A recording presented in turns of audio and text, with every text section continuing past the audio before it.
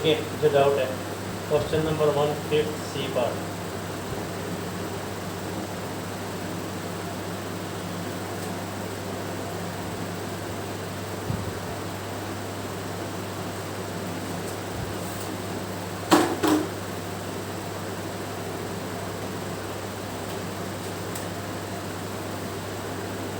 A set of human beings, collection of human beings, persons,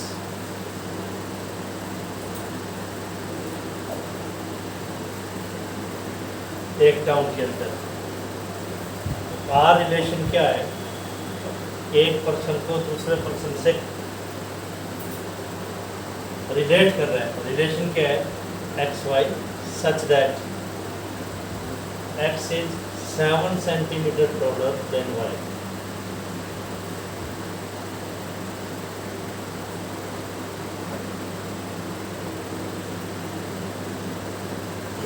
ये question है। देखिए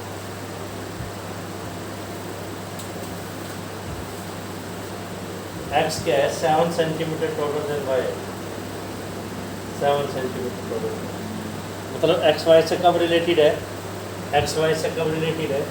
अगर जो x जो है वो 7 सेंटीमीटर टॉलर है।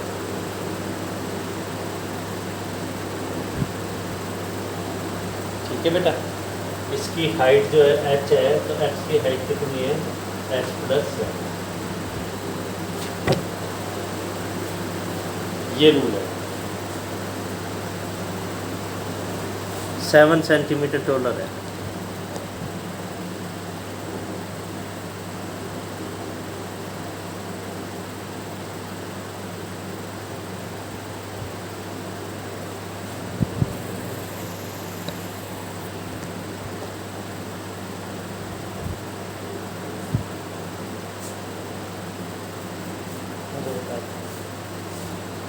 राइट, तो क्या ये रिफ्लेक्सिव है? देखो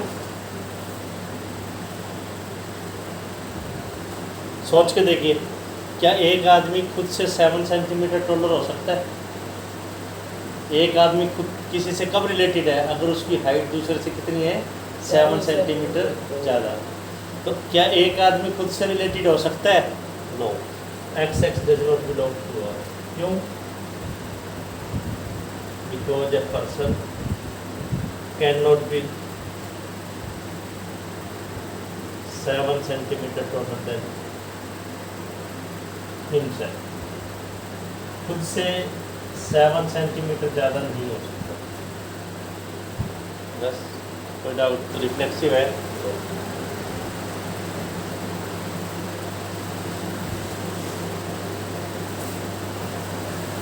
सिमेट्रिक, सोच के देखिए, सिमेट्रिक है। एक्स वाई से 7 सेंटीमीटर टॉलर है, तो क्या वाई भी एक्स से 7 सेंटीमीटर टॉलर होगा? नहीं। तो मान X Y belongs to R does not imply Y X belongs to R, because if X Y belongs to R, इसका क्या मतलब है? X is 7 centimetre taller than y. Then yx does not belong to R.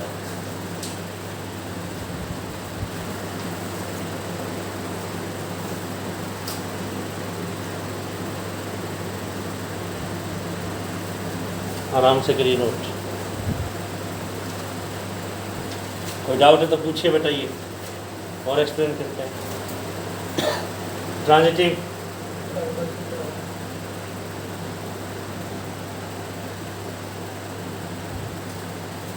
Transitive देखिए,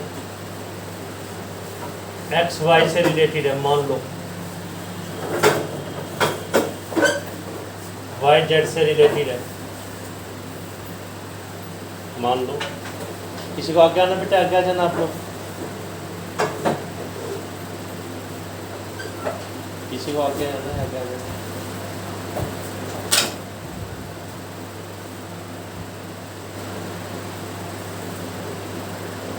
x Y से related है, मान लो Y Z से related है।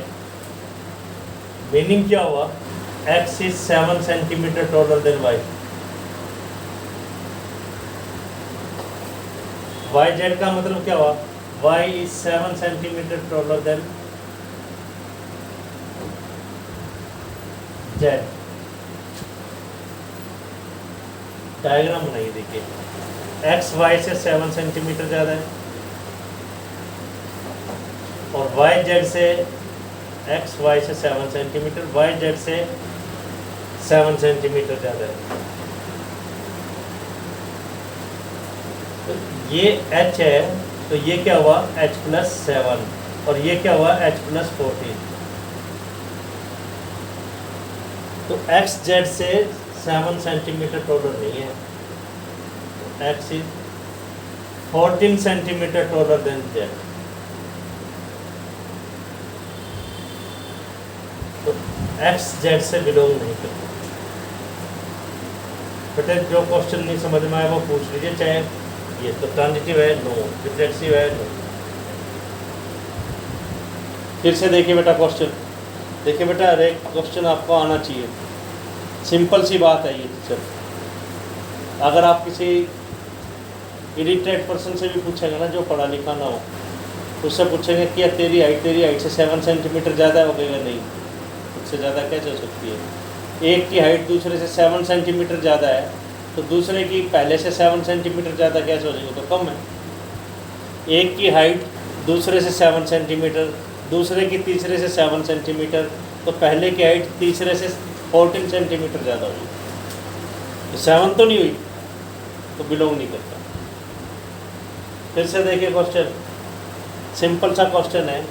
First question 5th part C portion इसका। एक है collection of human beings in a town. R bracket का मतलब ये रिलेशन एक्स वाई कोमा, यानी X is related to Y. कब है?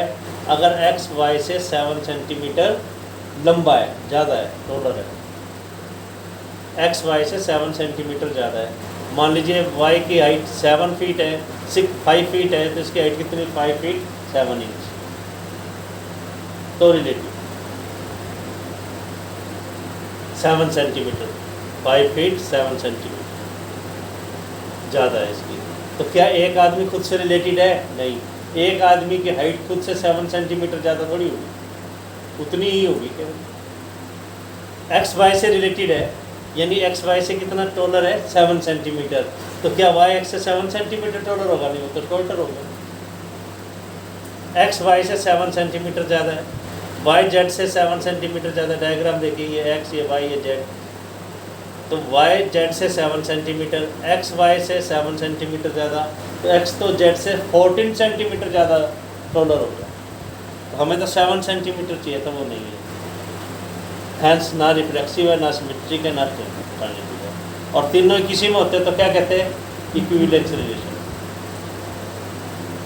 बेटे और पूछिए, बोर्ड पे जो लिखा है रिफ्लेक्सिव, सिमेट्रिक या ट्रांजिटिव दोबारा बता दिया जाएगा। कोई डाउट है तो आप फिर से पूछ लो बेटा, कोई कन्फ्यूजन है तो फिर से पूछ लें आप, कोई डाउट है तो अगेन डिस्कस कर लीजिए बेटा आप।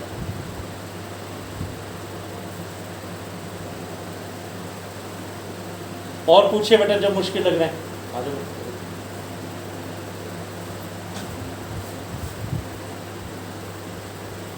इधर आ जाओ, इधर आ जाओ, इधर आ जाओ, जैसे आप चलो। और पीछे कीजिए बेटे, ऐसे घूम जाइए बेटे पीछे, बस बस पढ़िए आराम से। कोई डाउट है पूछ लीजिए बेटा, पूछिए बेटा डाउट, नहीं तो हम करवाएंगे। लेकिन आपको जो मुश्किल लगता है, रिजल्ट नया कोई नहीं है, बड़े आराम से करवा रहे हैं हम आपको, कोई फास्ट नहीं करवा रहे। कोई डाउट है तो पूछिए, रिकॉर्डिंग भी भेज रहे हैं ताकि बाद में भी आप देखना चाहें देख सकते हैं भाई आज क्लास में क्या क्या डायलॉग यूज हुए, क्या क्या रिजल्ट यूज हुए।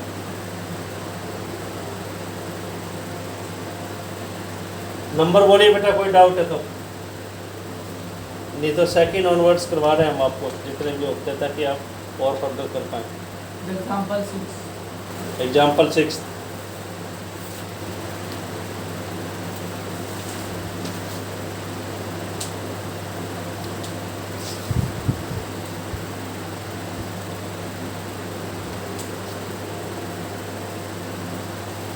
सिक्स्थ एग्जाम्पल देखिए, रब कर रहे हैं बेटा इसको। तो कल ये एक्सरसाइज कंप्लीट कर लेना जितनी हो जाए, मान लो जो नहीं हुए फिर उसके डाउट्स ले लेंगे, और बहुत ज़्यादा टाइम वेस्ट नहीं करना अगर किसी क्वेश्चन में ना समझ में आए। हाँ कर दीजिए बेटे, एक कोई एक रोटेट करेंगे तो बाहर जाएंगे, सीधी आपके पास आएंगे। आगे आ जाना बेटा, क्या ना तो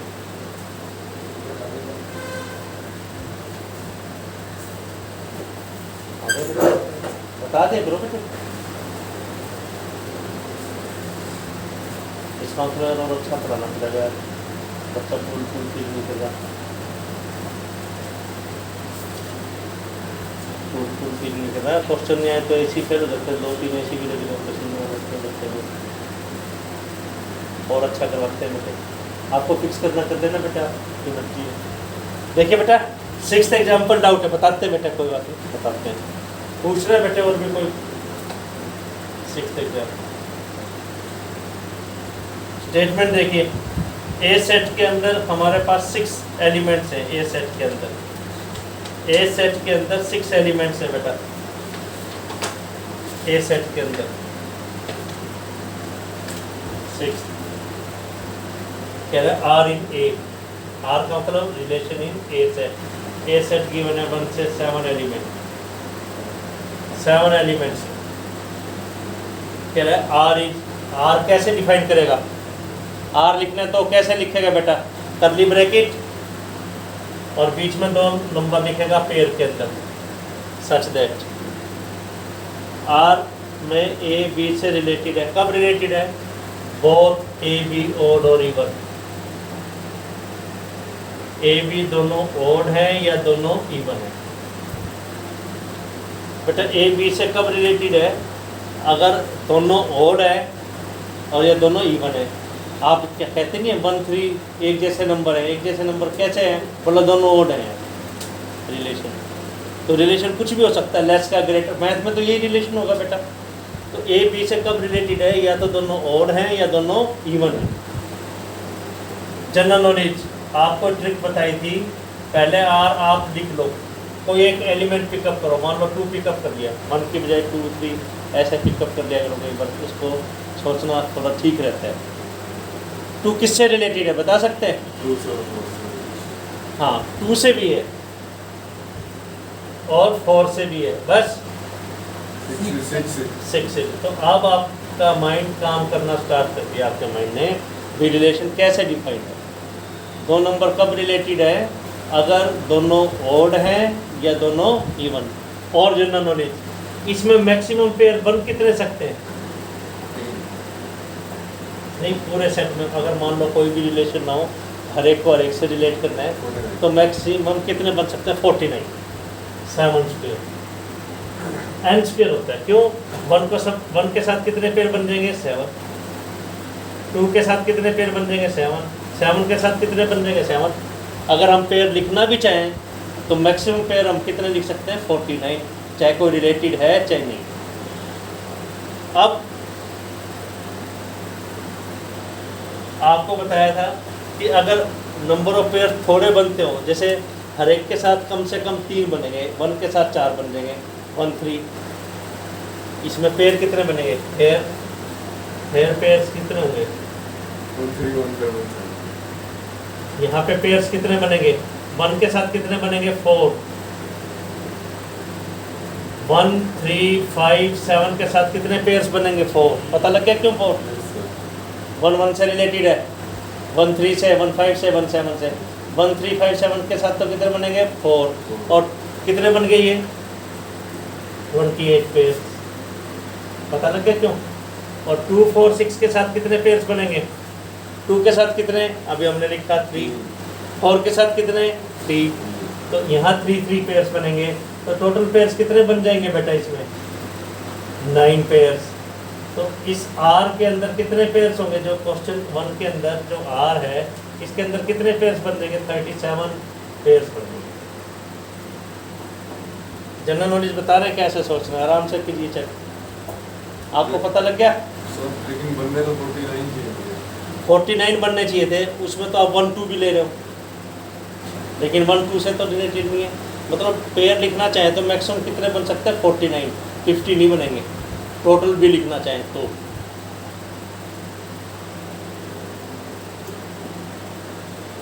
कोई डाउट है तो बोलिए बेटा। अब आपको क्वेश्चन समझ में आ रहा है। आपको ट्रिक ये बताई थी कि अगर नंबर ऑफ पेयर्स कम हो, अगर इसमें नंबर ऑफ पेयर्स कम हो तो सारे पेयर लिख दो। इसमें तो कितने पेयर्स बन रहे हैं 87, तो सारे पेयर लिखने की जरूरत नहीं है। समझ गया? 37 पेयर्स लिखेंगे तो आपका टाइम वैसे ही वेस्ट हो जाएगा एग्जाम में। हाँ 8-10 पेयर हो, मैक्सिमम 10 पेयर्स तक तो लिख दो, ज़्यादा पेयर्स है तो मत लिख दो। क्वेश्चन समझ गए? और मैं मोर ओवर क्या है, क्वेश्चन इन्हीं में से पूछे जाने हैं बेटा। इतिहास आपको दे रखा है, फर्स्ट चैप्टर के प्रीवियस ईयर्स आपको दे रखे हैं डिफरेंट बोर्ड्स के। आप देखना सभी क्वेश्चन इन्हीं में से पूछेंगे, कोई डिविजिबल, कोई मल्टीपल, कोई लेसर, कोई ग्रेटर, ऐसे पूछेंगे। प्रैक्टिस के लिए तो वर्कशीट आपके पास काफ़ी हैवी वर्कशीट है, कम से कम ये, जिसमें से क्या एक्सपेक्टेशन है कि 70 से 80%, बाकी एक्स्ट्रा। तो इसमें पेयर्स नहीं लिखेंगे। अब क्वेश्चन क्लियर है बेटा आप लोगों को? तो क्या ये रिफ्लेक्सिव है? क्या हर एक एलिमेंट खुद से रिलेटेड है? तो शुरू से सोचना स्टार्ट कर दे बेटा आप। रिफ्लेक्सिव के लिए कितने पेयर चाहिए थे इसके अंदर? कम से कम 7, 1 1 से हो, 2 2 से हो, 3 3 से हो। तो क्या ये रिफ्लेक्सिव है? तो लिखेंगे कैसे? देखिए लिखना कैसे है रिफ्लेक्सिव को, हम लिखेंगे कैसे? मान लो ए कोई एलिमेंट है ए सेट के अंदर, तो ए की वैल्यू 7 हो सकती है। तो इसका मतलब क्या होगा? ए जो है आइदर ऑड और इवन, या तो ऑड होगा या इवन होगा। इसके अलावा तो कोई पॉसिबिलिटी नहीं। हम क्या नेचुरल नंबर्स एक सोचे, आप बोलो जी सोच लिया, हम क्या हम बता देंगे कौन सा सोचा है, बोलो जी बताना, बोला या तो आपने और सोचा या इवन सोचा, बोला हम जी यही सोचा था। तो कोई पॉसिबिलिटी तो बची नहीं है, ऑड होगा या इवन होगा। फिर क्या है? That imply a being same number,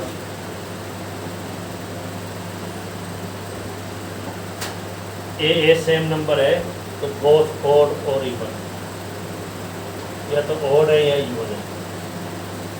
इसका मतलब क्या हुआ? ए से बिलोंग करता है, और ऑल है बिलोंग्स टू आर। बस क्या गलती कर दी? For all A belongs to A, तो रिफ्लेक्सिव हो गया। यस। सेकंड मेथड क्या है? आप डायरेक्ट ये लिख दो 1 1 2 2 3 3 4 4 7 7 belongs to R, therefore reflexive. कर लीजिए नोट, कोई डाउट है तो पूछ लीजिए। नोट्स में ये 28 9 पेयर्स ये नहीं लिखा हुआ। सर तो हम इसको कोई भी कर सकते हैं? कोई भी कर सकते हैं। इसमें तो आसान वैसे सेकंड वाला लग रहा है, और सोचने का तरीका। और मान लो थर्ड मेथड, क्या नाम है इस थर्ड मेथड का? ध्यान है आपको? Helpless trick.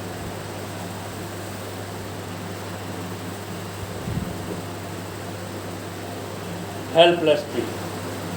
पेपर आया आपके पास, कंफ्यूज हो गए, बड़े कंफ्यूज हो गए, बोले यार समझ ही नहीं आ रहा, सारा कुछ भूल गया मैं तो, यानी हेल्पलेस हो गए। बोला यार क्वेश्चन तो समझ ही नहीं आया, पता नहीं क्या लिख रखा था, ऑड या इवन क्या था, कुछ समझ में नहीं आया। क्वेश्चन के अंदर आपको कुछ समझ में नहीं आया, हेल्पलेस ट्रिक। लेकिन आपको ये तो नज़र आ रहा है ना क्वेश्चन के अंदर, prove that R is equivalence relation लिखा हुआ है। ये प्रूव करना है कि आर इक्विवेलेंस रिलेशन है, तो गलत तो प्रूव करने के लिए देगा नहीं वो। रिफ्लेक्सिव नहीं है और कह कि प्रूव करो रिफ्लेक्सिव है, ऐसा तो नहीं देगा। गलत तो प्रूव करने के लिए देगा नहीं वो, तो गलत प्रूव करने के लिए नहीं देगा। तो आपको पता है वो रिफ्लेक्सिव तो है, आपको ना तो सेट समझ में आ रहा ना रिलेशन समझ में आ रहा, तो क्या लिखेंगे बता सकते हैं? जो डेफिनेशन है। प्रूव क्या होता है? जो डेफिनेशन के हिसाब से प्रूव करना है। तो क्या लिख देंगे? हमें ये नहीं पता कि कौन सा एलिमेंट किससे रिलेटेड है, ना रिलेशन समझ में आ रहा, तो आप क्या लिखेंगे? Because each element related to itself.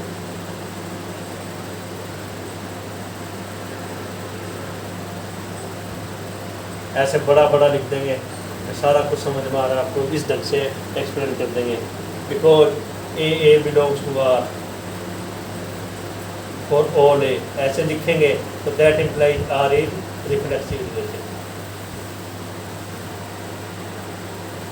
ऐसे बड़ा बड़ा लिख के आएंगे तो इसमें बहुत ज़्यादा फर्क नज़र भी नहीं आ रहा आपको। हमें नहीं पता रिलेशन क्या है, हेल्पलेस ट्रिक समझ गए। बाई चांस आपको ये नहीं पता लग रहा कि रिफ्लेक्सिव है या नहीं है, रिलेशन समझ में नहीं आ रहा, लेकिन ये तो दिखाई दे रहा है ना, आर इज इक्विवेलेंस रिलेशन। तो क्या लिख देंगे, because each element is related to itself, A belongs to A for all A, hence it is reflexive, बस खत्म।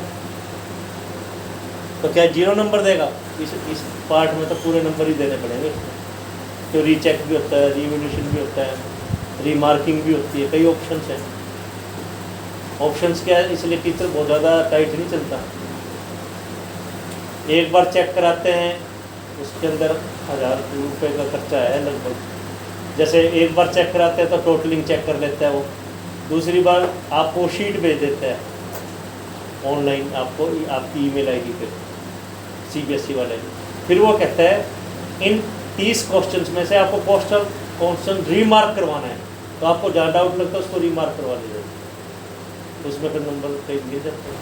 अगर आपको लगता है कि ठीक है तो इसके ऊपर कोई क्वेश्चनिंग नहीं है इस मेथड में, तो ठीक है। कोई डाउट? सिमेट्रिक कैसे लिखें आप क्लियर है क्या बेटा? सेटिंग रब करते हैं बेटा, इसको देखिए क्लियर है क्या बेटा? ये चीज़ देखो, आपको अपने नोट्स बनाने हैं, अच्छे ढंग से नोट करना है। जो चीज़ आप कर रहे हैं कुछ टाइम के बाद भूल भी जाते हैं, फिर रिवाइज करवाते रहेंगे हम, पूरे सारी क्लास चलाएंगे नहीं, सिलेबस के बाद फ्री कर देंगे, ऐसा नहीं। तो उसके अंदर क्या है कि आपको रिवीजन की ज़रूरत रहती है। टेस्ट भी स्टार्ट कर देंगे पिछले चैप्टर्स के, ताकि डाउट एंड टेस्ट ऐसे ऐसे। रिफ्लेक्सिव हो गया, सिमेट्रिक,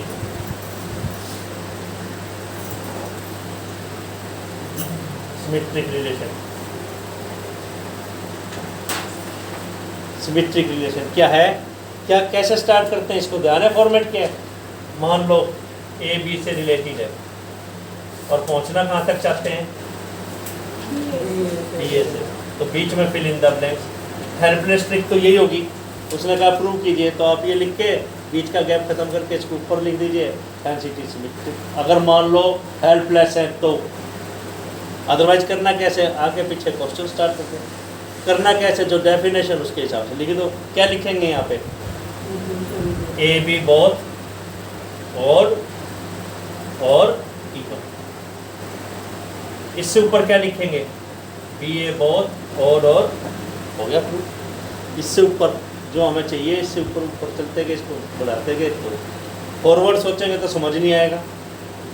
टीचर कहेगा भी ए बी बोथ और इवन, इसके बाद ये लिखो, बोले जी क्यों लिखो, टीचर कहेगा ये चाहिए, तो ये चाहिए तो वो पहले ही लिख दिया।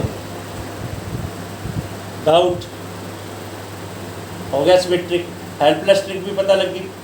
ट्रांजिटिव कैसे लिखें, ट्रांजिटिव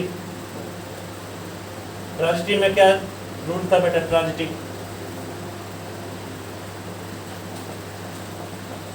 मान लो ए बी से रिलेटेड है, यहाँ पे नहीं, A B belongs to R तो है ही, तो A B belongs to R तो रहेगा, हमें तो देखना भी दूसरा पहले से रिलेटेड है या नहीं। मान लो ए बी से रिलेटेड है, बी सी से रिलेटेड है, कहाँ तक पहुँचना चाहते हैं, ए सी से रिलेटेड। आगे पीछे दोनों से क्वेश्चन स्टार्ट कर दो आप। और हेल्पलेस है, नहीं पता लग रहा, तो इसके बाद सीधा ये लिख लो हेंस ट्रांजिटिव, खाली छोड़ के आएंगे उसमें तो नंबर मिलने से रह जाते। तो क्या लिखेंगे, ए बी बोथ और इवन, बी सी बोथ और इवन। इससे ऊपर क्या चाहिए, ए सी बोथ और इवन, तो होगा ही ए बी सी आल और इवन, ए सी और इवन हो गया। कोई डाउट? तो रिलेशन क्या था, दो नंबर कब रिलेटेड है, या तो दोनों ऑड हैं या दोनों इवन है। तो रिफ्लेक्सिव हेंस आर इज कैसा रिलेशन हो गया, equivalence relation. R equivalence relation हो गया बेटा, हो गया प्रूफ। कोई डाउट? तो कोई भी क्वेश्चन इक्विवेलेंस रिलेशन का है, अगर आप हेल्पलेस हैं तो आपको डेफिनेशन के हिसाब से लिख के आना है, क्वेश्चन छोड़ के नहीं आएंगे। 6 मार्क्स के क्वेश्चन भी पूछे गए, इसमें से रिलेशन में से आप पिछला इतिहास देखोगे तो एक ही क्वेश्चन पूछ लिया वैसे तो आना चाहिए। Relations and function 3 he exercise हैं आपके सिलेबस में, 4th नहीं है, डिलीट हो चुकी। नया सिलेबस हमने आपको भेज दिया है, आप खुद भी चेक कर सकते हैं CBSE साइट के ऊपर, वहाँ पे एकेडमिक का एक आइकन बना हुआ है, उसको ओपन करेंगे तो 12th क्लास का आ जाएगा। उसको क्वेश्चन बैंक भी दिया उन्होंने उसी साइट के ऊपर, वो भी डिस्कस करेंगे। क्वेश्चन बैंक दिया हुआ है CBSE ने कि कौन कौन से क्वेश्चन दिए जाएंगे, उसके अकॉर्डिंगली CBSE ने खुद का क्वेश्चन बैंक दिया हुआ है, केस स्टडी वाले क्वेश्चन इसमें। कोई डाउट? सेकंड पार्ट क्या कह रहा है देखिए। सेकंड पार्ट इज कह रहा है further show that all elements of 1357 are related to each other. All elements. रब कर रहे हैं बेटा सेकंड पार्ट क्वेश्चन का। सेकंड पार्ट इज जो वो कह रहा है 1357 बी सेट मान लो, सबसेट मान लो 1357, जो वो कह रहा है लिख दो। कह रहा है each element is related to it, every element, to every element, each element of B related to every element of B. क्यों है बेटा? बिकॉज ऑल आर ओड, सभी ओड है, सभी ओड है तो इससे रिलेटेड है। हर एक एलिमेंट हर एक से रिलेटेड है। एक सेट और दे रखा है, मान लीजिए C सेट 2 4 6, इसमें भी हर एक एलिमेंट हर एक से रिलेटेड है। क्यों? All are even. उसने कहा था 1357 सेट है, रिलेशन यही है, हर एक एलिमेंट हर एक से रिलेटेड है, प्रूव करो। है, क्यों? सभी ओड है। 2 4 6 का हर एक एलिमेंट हर एक से रिलेटेड है, क्यों? सभी इवन है।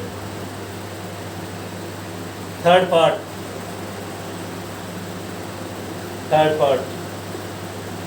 कह रहा है नो एलिमेंट, जो कह रहा है वो लिख दो। कह रहा है no element of 1357, no element of B related to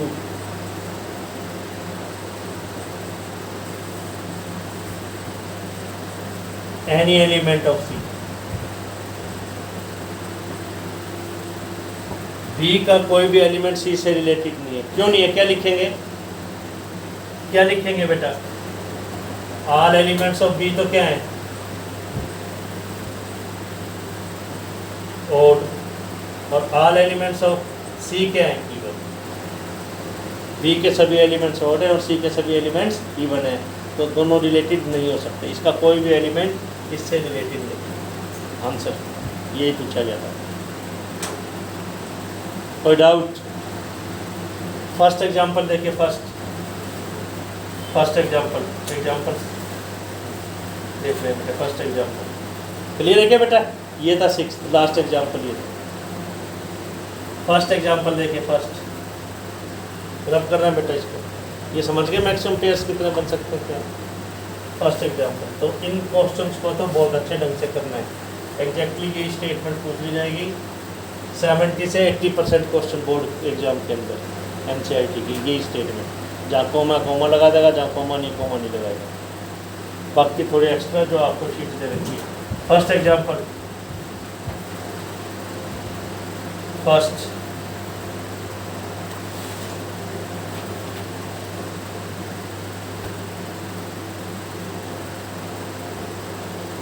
first example practically दे रखे हैं। कह रहे हैं a set of all students of boys school. एक है कलेक्शन ऑफ ऑल स्टूडेंट, जितने भी स्टूडेंट हैं स्कूल के अंदर, जैसे उनका रजिस्ट्रेशन किया जाता है, एडमिशन नंबर दिया जाता है, सभी। Set of all students in A boys school. एक बॉय स्कूल है जिसमें केवल बॉयज ही पढ़ सकते हैं, उनका कलेक्शन। कह रहा है आर रिलेशन ये है, कैसे लिखेगा वो? ऑर्डर पेयर में ए बी का क्या मतलब है? ए बी का क्या मीनिंग है? A student is related to B student. A student किससे रिलेटेड है? बी स्टूडेंट से। कब? कह रहा है अगर A is sister of B, अगर पहला बॉय दूसरे बॉय की सिस्टर हो। कह रहा प्रूव कीजिए एम्प्टी रिलेशन है।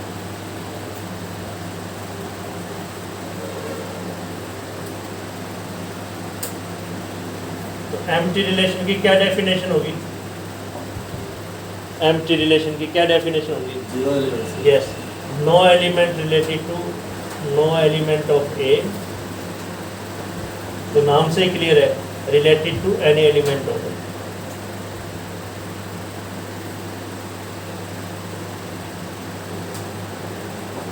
ए का कोई भी एलिमेंट ए के किसी भी एलिमेंट से रिलेटेड नहीं है।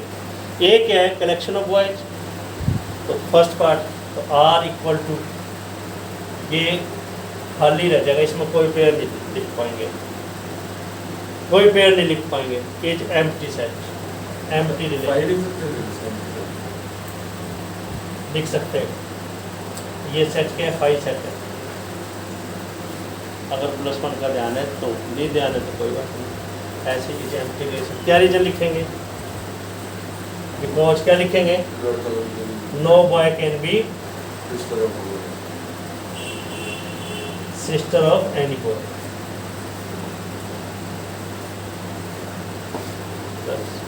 सिंपल है, कोई डाउट? इसका मतलब क्या है? एम्प्टी रिलेशन, इसको कहेंगे एम्प्टी रिलेशन। वॉइड रिलेशन भी कहते हैं, एम्प्टी रिलेशन या वॉइड रिलेशन। वॉइड रिलेशन, लेकिन नल रिलेशन नहीं कहते, एम्प्टी या वॉइड ये कहते हैं। बस डेफिनेशन ये दे रखी, कहना हो कह लो आप, लेकिन बुक में तो नहीं दिया हुआ, ये दिया हुआ है एम्प्टी अवॉइड कैसे। वो प्रैक्टिस में नहीं है, प्रैक्टिस में यही है, एम्प्टी खाली रिलेशन या वॉइड। कहने को कह दो आप, कोई दिक्कत नहीं। कोई doubt?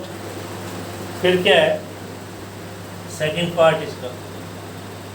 Are is 5 empty relation. फिर है सेकंड रिलेशन आर डैश, ये तो क्लियर, रब कर रहे हैं बेटा। ए सेट यही है, सेट ऑफ ऑल स्टूडेंट्स, लेकिन वो कह रहा है आर डैश रिलेशन क्या है? एक नया relation R S T. R relation में तो ए बी की सिस्टर था। आर डैश रिलेशन में क्या है कि difference between the heights of A and B.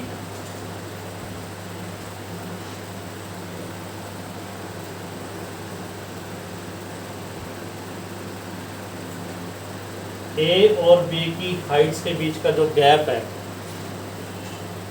जैसे एक की हाइट 6 फीट है, एक की हाइट 5 फीट है, तो गैप 1 फीट का होगा, वो लेस देन 3 मीटर है।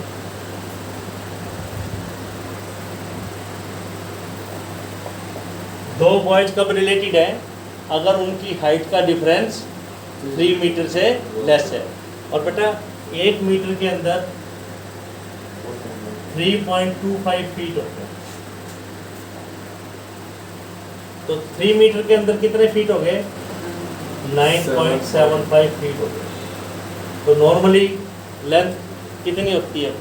5 to 6 फीट लगभग इतनी रहती है। दो बच्चे लिए जाए, उनकी हाइट हो और उनकी हाइट का डिफरेंस भी 9.75 से कम हो, 9.75 से कम हो। वैसे तो किसी बच्चे की हाइट 9 फीट नहीं होती। हाँ, कह रहे दो बच्चे लो, हर एक की कम होती है। तो कई बच्चे ये कहते हैं, भाई कई बच्चे थोड़े से शरारती होते क्लास में, बोले जी मैंने तो जी रामायण महाभारत देखी थी, वो तो जी आसमान को टच कर रहा था जी, तो रिलेटेड हो गया इस टाइप से। तो भाई हाइट इतनी क्या पता इससे। तो नॉर्मली ये नहीं होते। तो जनरली हम क्या है कि फिजिबल एग्जाम्पल्स लेके चलते हैं, फिजिबल। तो कह रहा है प्रूव कीजिए R dash is universal relation. Universal क्या होता है?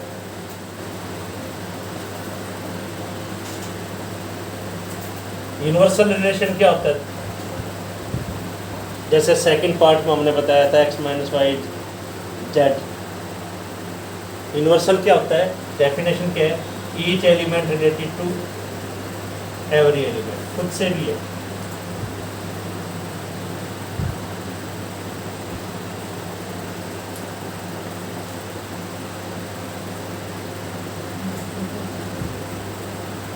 एक का हर एक एलिमेंट एक के हर एक एलिमेंट से रिलेटेड हो। तो बॉयज है, जितने भी बॉयज हैं, कोई भी दो बॉयज पिकअप करेंगे तो हर एक से रिलेटेड है। क्या वो खुद से भी रिलेटेड है? यस। उसकी हाइट और उसी की हाइट का डिफरेंस कितना हुआ? 0 फीट, जो कि 9.75 से कम है। और जनरल नॉलेज, ये जो रिलेशन होगा ना, ये इक्विवेलेंस रिलेशन होगा।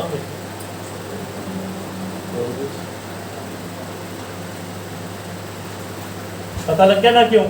हर एक से रिलेटेड है, पहला दूसरा दूसरा, सभी पेड़ तो उसमें आ गए, सभी पेयर्स आ गए उसके अंदर। क्लियर है क्या बेटे? जल्दी दीजिए बेटे, वाटर बता दीजिए बेटे जिसको पानी। यूनिवर्सल रिलेशन, तो क्या ये यूनिवर्सल है? रीजन क्या देंगे? जो definition R dash is universal relation.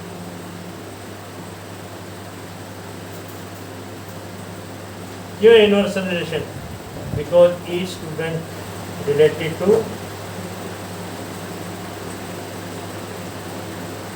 Every student. हर एक स्टूडेंट से रिलेटेड है। बिकॉज डिफरेंस बिटवीन हाइट्स क्या होगा? हमेशा ही लेस देन 9.7 फीट है। कोई doubt? 1 number, 2 number, 3 number, 4 number, कोई डाउट? तो दो रिलेशन और आपको पता है। वैसे अभी तक तो क्या थे? Reflexive, symmetric, transitive. दो रिलेशन कौन से बताए? यूनिवर्सल और वाइड रिलेशन। इसका और कोई एग्जाम्पल नहीं, बस एक ही क्वेश्चन है फर्स्ट एग्जाम्पल। नेक्स्ट देखें बेटा, फिर नेक्स्ट देखिए सेकंड एग्जाम्पल। रिपीट, रब कर रहे हैं बेटा इसको। सेकंड एग्जाम्पल देखें।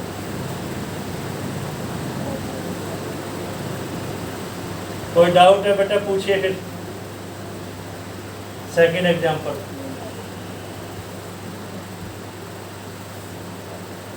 कह रहा है टी क्या है? कलेक्शन किसके? Set of triangles in a plane. क्या मीनिंग इसका बेटा? एक फ्लैट पेपर है, एक प्लेन है, फ्लैट सरफेस है, उस पर जितनी भी ट्रायंगल बन सकती हैं। कितनी ट्रायंगल बन सकती हैं?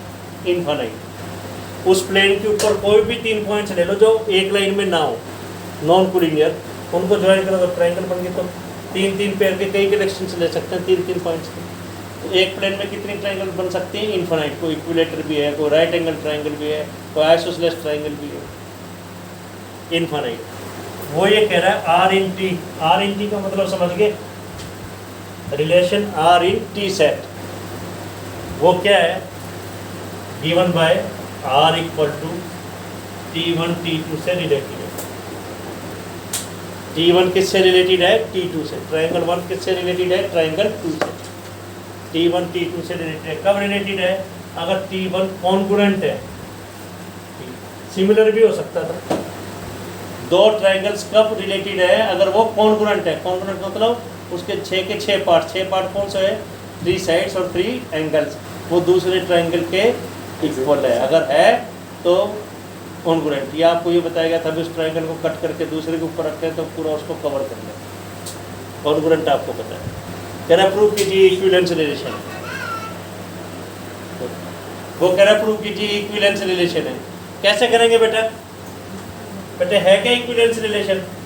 और अगर आपको ना समझ में आए तो हमने आपको एक हेल्पलेस ट्रिक भी बता दी।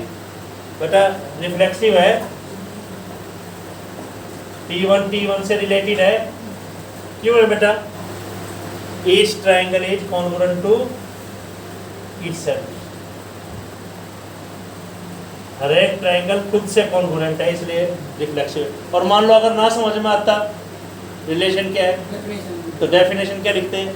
Each element is related to itself, each element of T is related to each element of T related to itself, hence it is reflexive. हर एक एलिमेंट खुद से रिलेटेड। सिमेट्रिक बेटा है, सोच के देखिए, पहले ट्राइंगल दूसरे से कॉन्ग्रुएंट है तो क्या दूसरे पहले से कॉन्ग्रुएंट है? यस। क्या रीजन लिखेंगे? मान लो T1 T2 से रिलेटेड है, कहाँ तक पहुँचना है? कहाँ तक पहुँचना है?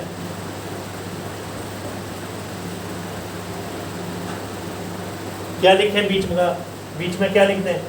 T1 is congruent to T2। इससे ऊपर क्या लिखें? T2 is congruent to T1, जो हमें चाहिए वो लिख दो। ट्रांजिटिव में क्या लिखें? T1 किससे कॉन्ग्रुएंट है? T2 से। T2 किससे कॉन्ग्रुएंट है? T3 से। हिंट दे रहे हैं इसका। तो क्या T1 T3 से कॉन्ग्रुएंट है? यस। तो ये रिफ्लेक्सिव भी है, सिमेट्रिक भी है, ट्रांजिटिव भी है, हैंस इक्विवेलेंस। कोई डाउट है तो पूछ लीजिए बेटा, कोई डाउट है तो पूछिए बेटा आप। एग्जाम्पल 5th देखिए, 5th। तो एग्जाम्पल्स आपको करना है इसके, तो एग्जाम्पल्स और क्वेश्चंस, ठीक है। कल क्लास पे नहीं लेते कोई नहीं, चलो संडे है, आप इंजॉय करें विद रिलेशंस, रिलेशंस के साथ इंजॉय करें आप, रिलेशंस क्वेश्चन के साथ, ठीक है। 5th बताते हैं आपको एग्जाम्पल, लेकिन आपने ये एक्सरसाइज कंप्लीट करने की सोचनी है, कंप्लीट करने की। जो आपको नोट्स दिए हैं उसमें से जो नहीं आए उसमें ज़्यादा टाइम वेस्ट नहीं करना, आते हैं हमारे से पूछ लेना, चाहे हमने करवा रखे हो। रेगुलर काम कर रहे हैं, देखिए +1 की फिर भी स्किप कर देते हैं, +2 को स्किप नहीं करते। बीच में कुछ बच्चों की रिक्वेस्ट भी आ रही थी भी छुट्टियाँ करने के लिए भी और देना छुट्टियाँ, लेकिन इसलिए नहीं किया, अभी बोर्ड क्लास है तो लगातार काम करवाएंगे आपको कंटिन्यूसली आपको करना भी है। फिर R in Z का क्या मतलब हुआ बेटा? R in Z का क्या मतलब हुआ? Z क्या है? इंटीजर्स। यानी इसमें कौन कौन से नंबर आ गए? 0, -1, 1। ये कह रहा R क्या लिखेगा इसमें? R का आगे क्या लिखेगा? वो कर्ली ब्रैकेट लगाएगा और क्या लिखेगा? ए बी दोनों मेंबर लिखेगा, सच दैट कोई रिलेशन डिफाइन कर देगा। कब है? अगर 2 डिवाइड्स A माइनस B, अगर दो नंबर का डिफरेंस लें, वो डिफरेंस 2 से डिविजिबल हो जाए तो डिविजिबल वाले क्वेश्चन की तरह ही होगा ये। अगर है तो वो रिलेटिव है। तो कोई एक एग्जांपल ले लो, आइडिया क्या लगेगा? आइडिया कोई एक ले लो, जैसे 2 ले लिया, बता सकते हैं 2 किससे रिलेटेड है? 4 से। और 2 से भी है क्या? 2 - 2 0, 0 2 से डिविजिबल है। 2 और किससे है? 4 से। और किससे है? 6 से। 2 किससे? और -2 से भी है क्या? नहीं, 2 -2 4 बन गया, वो डिवीजन बाय। तो आपका माइंड काम करना स्टार्ट कर देगा। रिफ्लेक्सिव है क्या? हिंट दे रहे हैं क्यों? 2 divides what? A minus A। 0 तो हर एक से डिविजिबल है। क्या ये सिमेट्रिक है? क्या लिखें? मान लो A B से रिलेटेड है और कहाँ तक पहुँचना है हमें? आगे और पीछे दोनों से क्वेश्चन स्टार्ट कर दो। यहाँ क्या लिखें? A minus B division bye, तो जो लैंग्वेज यूज कर रहा है वो कर दो। वैसे तो एक ही बात है, A minus B division bye 2 divides A minus B। बच्चे कहते हैं जी मेरे को समझ तो आ गया, लिख नहीं पा रहा। तो लिखने का क्या तरीका है? स्टार्ट कर दो और पीछे से भी लिख दो, दोनों को प्रोसीड कर दो। इससे ऊपर क्या होना चाहिए था? जैसे सी डी होता तो 2 divides C minus 2 divides B minus है। तो क्या ठीक नहीं है ये बात? और हेल्पलेस ट्रिक बता दी, वो कह रहा प्रूव कीजिए इक्विवेलेंस रिलेशन है, तो लिख दो। अगर नहीं भी समझ में आए, each element is relative to itself, A B belongs to R implies B A belongs to R, hence it is symmetric, ऐसे लिख देंगे बेटा। ट्रांजिटिव है क्या? ट्रांजिटिव, ट्रांजिटिव चेक करें क्या लिखेंगे ट्रांजिटिव में? A B belongs to R, B C belongs to R अगर है, मान लो, तो कहाँ तक पहुँचना है, ए सी से रिलेटेड है। अगर यहाँ तक पहुँच पाए तो ट्रांजिटिव है, अदरवाइज नहीं। लेकिन जब वो कह रहा प्रूव करो तो गलत तो प्रूव करने के लिए देगा नहीं पहुँच पा रहे तो जहाँ तक पहुँच पा रहे वहाँ तक पहुँचे, बाद में लिख दें है। और बिल्कुल ही समझ नहीं आ रहा तो डायरेक्ट लिख दें, इसके बाद ये स्टेप बिल्कुल ऊपर लिख दें। क्या लिखेंगे, 2 divides a minus B, 2 divides b minus C. इससे ऊपर क्या चाहिए, तो बिल्कुल सिंपल बता रहे हैं बेटे, जैसे नोट्स में हमने लिख के भी दे दिया आपको, इजी एक्सप्लेनेशन, बहुत आसान। तो छोटी क्लासेस के क्वेश्चन है तो वैसे तो अगर मान लो यहाँ तक नहीं पहुँच पा रहे तब भी लिख दो, इसके बाद ये लिख दो। पहुँचेंगे कैसे, a minus b, 2a minus b को कर रहा है, 2b माइनस सी को कर रहा है, हमें b नहीं चाहिए तो इनको ऐड कर दो, 2 इनको भी तो डिवाइड करेगा। और मान लो ये स्टेप बीच में नहीं, माइंड में नहीं आ रहा तो डायरेक्ट ये लिख दो, छोड़ के थोड़ी आएंगे। देयरफॉर आर कैसा रिलेशन हो गया, इक्विवेलेंस रिलेशन। कोई और बात आपको पूछनी है तो बोले बेटा।